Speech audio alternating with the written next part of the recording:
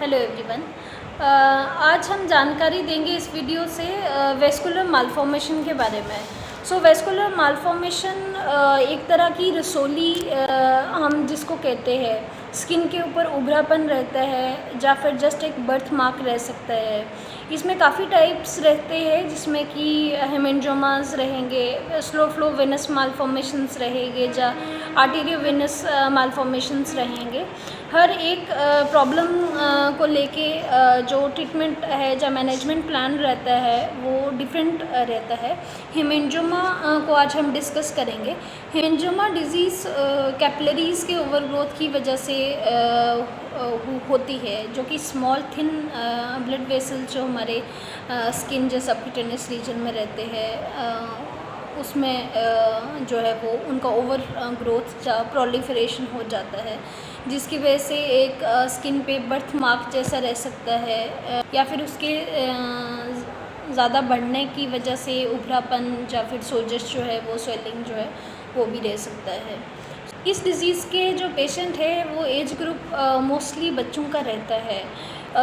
ये birth mark की तरह हो सकता है किसी के स्किन पे किसी भी बॉडी के पोर्शन में, या फिर ये थोड़ा सा उभरापन भी उसमें शुरू से ही हो सकता है, या फिर ये 1 2 ईयर 3 ईयर किसी भी एज में जो है वो न्यूली अपेयर हो सकता है।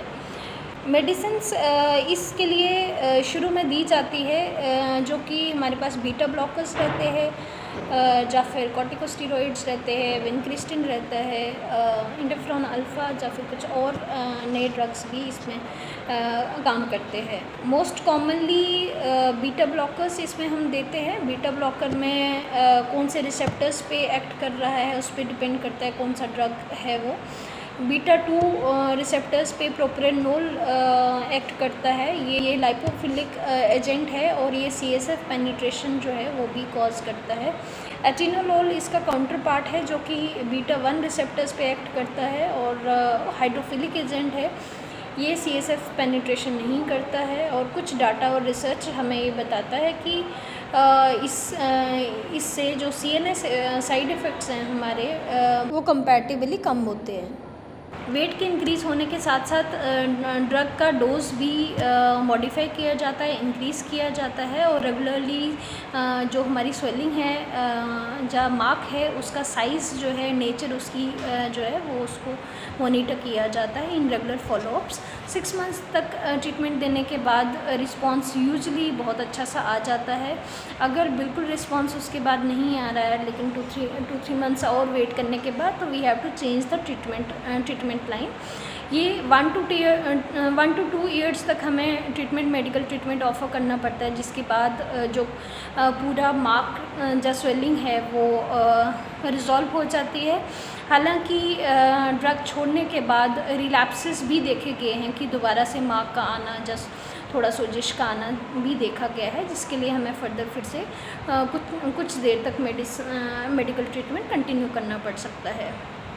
एक्सपैंडेड अगर मार्क है या स्वेलिंग है तो हमारा सर्जरी जो है वो लेस फिजिबल हो जाएगा। अगर उभरापन है, स्वेलिंग है वेल फॉर्म्ड है और हम रिसेक्शन कर सकते हैं, तो डायरेक्टली भी हम सर्जरी की तरफ जो है इन केसेस में जा सकते हैं। इस जानकारी का फ़ायदा उठाएं। अगर मार्क है और वो प्रोग्रेस कर रहा है या फिर इनिशियली ही साइज़ बड़ा है, स्वेलिंग है, तो प्लीज़ पीडियाट्रिक सर्जन के पास जाएं, उन्हें दिखाएं और ट्रीटमेंट जो है वो क्लिनिशियन के सुपरविज़न में लें और अपने पेशेंट को डिज़ीज़ फ्री करें। Thank you.